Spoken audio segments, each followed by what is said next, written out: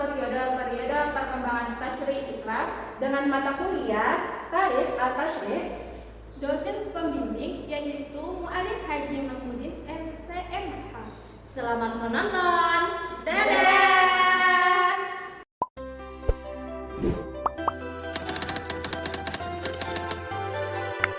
Pada part 2 ini kami akan membahas tentang periode-periode perkembangan tasyri' atau legislasi Islam.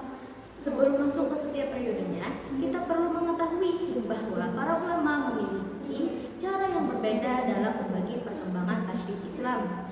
Pendapat pertama mengibaratkan perkembangan tasyri' seperti kehidupan manusia. Ada masa pertumbuhan, masa perkembangan, kemudian masa kemunduran, sehingga akhirnya bangkit kembali. Sedangkan pendapat kedua membaginya berdasarkan peristiwa sejarah dan perkembangannya fikih yang terjadi pada setiap masa.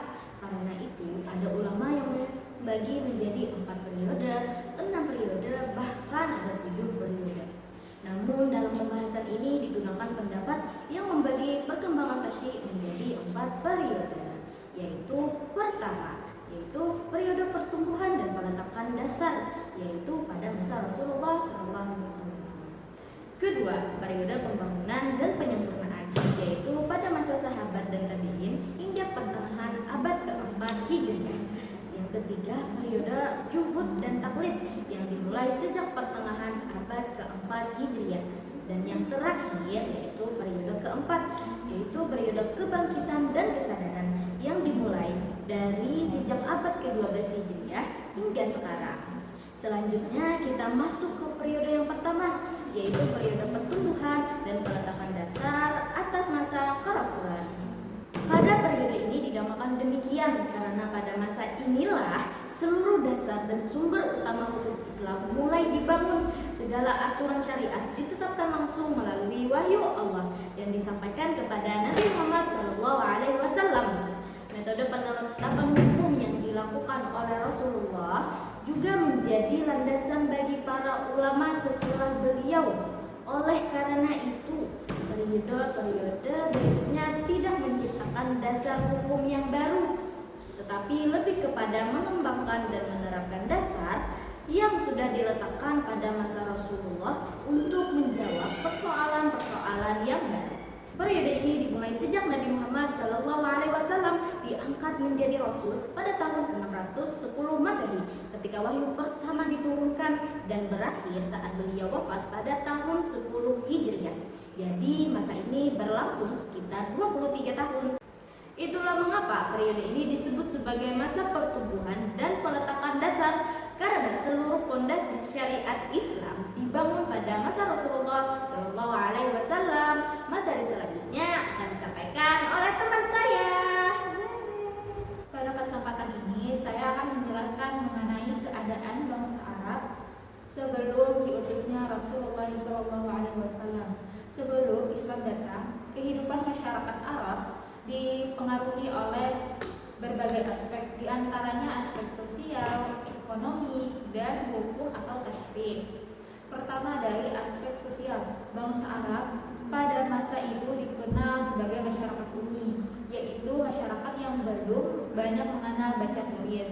Pengetahuan dan keterampilan mereka masih terbatas, begitu juga dengan akhlak dan adat istiadat yang berlaku. Kondisi tersebut menyebabkan mereka belum memiliki tatanan masyarakat yang teratur dan belum mampu menciptakan kehidupan yang stabil serta sejahtera. Selanjutnya dari aspek ekonomi, sebagian besar masyarakat Baduy menggantungkan hidup mereka pada peternakan. Namun kondisi alam di Jazirah Arab yang kering dengan curah hujan yang sedikit dan tidak menentu membuat hasil peternakan seringkali tidak mampu memenuhi kebutuhan hidup mereka. Akibatnya mereka kerap mengalami kesulitan ekonomi. Kemudian dari aspek hukum atau tasyri', sistem hukum yang berlaku saat itu sangat dipengaruhi oleh kondisi sosial, ekonomi, dan politik masyarakat. Sebelum datangnya Islam, belum ada sistem hukum yang lengkap. Masyarakat hanya berpegang pada adat, kebiasaan, atau huruf. Dan setiap daerah memiliki aturan yang berbeda-beda, seperti di Mekah, Madinah, maupun di kalangan kalangan masyarakat Baduy. Aturan-aturan tersebut hanya mengatur hubungan masyarakat secara sederhana, bahkan sebagian di antaranya bertentangan dengan nilai keadilan dan akhlak yang mulia. Selain itu, aturan tersebut juga tidak memiliki sanksi yang tegas. Seseorang yang melanggar biasanya hanya mendapat celaan atau sama dari masyarakat. Oleh karena itu, aturan yang berlaku saat itu lebih menyerupai norma moral daripada sistem hukum yang sebenarnya. Setelah memahami kondisi sosial, ekonomi, dan hukum masyarakat Arab sebelum Islam, selanjutnya akan dijelaskan beberapa sistem dan aturan hukum yang berlaku di kalangan bangsa Arab sebelum diutusnya Nabi Muhammad SAW, yang akan dijelaskan oleh teman saya berikutnya. Baik, kita akan masuk ke dalam bidang hubungan keluarga. Kalau kita lihat dalam kehidupan masyarakat Arab sebelum Islam, mereka sebenarnya sudah mengenal pernikahan. Bentuknya juga bermacam-macam. Nah, dari sekian banyak bentuk itu, ada satu yang kemudian tetap diakui dalam Islam, yaitu pernikahan yang dilakukan dengan cara seorang laki-laki melamar perempuan dengan walinya, memberikan mahar, lalu dilaksanakannya akad nikah dengan persetujuan dari perempuan tersebut. Jadi Islam itu tidak langsung menghapus semua tradisi yang sudah ada. Tradisi yang baik tetap dipertahankan dan yang tidak baik diperbaiki atau dihapus. Masuk ke dalam pembahasan bidang muamalah atau transaksi keuangan. Kalau dalam bidang ekonomi, masyarakat Arab juga sudah cukup maju. Mereka sudah mengenal jual beli, sewa menyewa atau ijarah, jual beli saran, kerjasama usaha seperti syirkah dan mudharabah, bahkan gadai.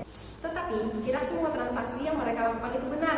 Banyak juga yang mengandung gharar. Apa sih itu gharar?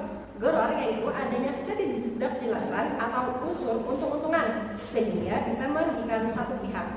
Misalkan ada jual beli munabadah. Munabadah yaitu barang yang dianggap terjual hanya karena saling melempar barang. Ada juga mulamasah, yaitu memberi barang hanya dengan menyentuhnya tanpa melihat kondisinya. Kemudian juga ada hasar, yaitu menentukan barang dengan lemparan batu. Dan yang paling tidak masuk akal adalah habalah, yaitu menjual anak hewan yang bahkan masih berada di dalam kandungan induknya. Karena transaksi seperti ini penuh ketidakjelasan dan ketidakpastian dan yang berpotensi merugikan orang lain, Islam kemudian melarangnya. Untuk akad gadai juga begitu. Pada masa itu, kalau orang yang berhutang tidak bisa membayar tepat waktu, barang gadaiannya langsung menjadi milik pemberi pinjaman. Nah, Islam kemudian mengatur ulang sistem ini supaya lebih adil dan tidak merugikan salah satu pihak saja. Jadi intinya, masyarakat Arab sebelum Islam sebenarnya sudah punya sistem dalam keluarga maupun ekonomi. Hanya saja masih ada beberapa praktik yang kurang adil. Lalu datanglah Islam untuk menyempurnakannya, yaitu mempertahankan yang baik dan memperbaiki atau menghapuskan yang bertentangan dengan prinsip keadilan. Kemudian selanjutnya yang bertentangan dengan prinsip keadilan. Kemudian selanjutnya ada pembahasan dalam bidang tindakan pidana dan aspek politik yang akan disampaikan oleh teman saya. Baik, pembahasan selanjutnya itu dalam bidang tindak pidana. Dalam masalah pidana, tidak ditemukan hukuman yang baku selain untuk kasus pembunuhan. Mereka mengenal qisas bagi pembunuhan yang disengaja dan diat bagi pembunuhan yang tidak disengaja. Namun, pelaksanaannya tidak didasarkan pada prinsip keadilan. Mereka tidak menjatuhkan qisas kepada orang dewasa yang membunuh anak kecil, kepada laki-laki yang membunuh perempuan, ataupun kepada orang terpandang yang membunuh orang biasa. Bahkan apabila seorang tokoh terhormat terbunuh, mereka tidak cukup membalas dengan membunuh pelaku saja, tetapi juga membunuh beberapa anggota dari kabilah pelaku. Dengan demikian pula, dalam penerapan diat, besarnya diat tidak sama. Diat orang terpandang lebih besar daripada diat orang biasa. Diat laki-laki lebih besar daripada perempuan, dan diat orang dewasa lebih besar daripada diat anak-anak. Dalam bidang politik, bangsa Arab belum memiliki negara dalam pengertian konstitusional. Sebuah negara dalam pengertian tersebut seharusnya memiliki sistem pemerintahan, konstitusi, peraturan undang-undang, lembaga peradilan, angkatan bersenjata untuk mempertahankan negara, serta aparat keamanan di dalam negara. Nah, semua itu belum dimiliki oleh bangsa Arab pada masa tersebut. Kehidupan mereka didominasi oleh sistem kesukuan. Setiap kabilah mempunyai pemimpinnya sendiri, tetapi para pemimpin kabilah tidak membentuk suatu pemerintahan yang memegang kekuasaan eksekutif atau menindak para pelaku kejahatan. Akhirnya, apabila seseorang menjadi korban kezaliman, ia harus menuntut balas sendiri. Sementara kabilahnya berkewajiban memberikan dukungan sehingga haknya dapat diperoleh. Sekian dari kami mengenai periode-periode perkembangan tasyri' Islam. Semoga bermanfaat untuk teman-teman semua. Sekian. Terima kasih.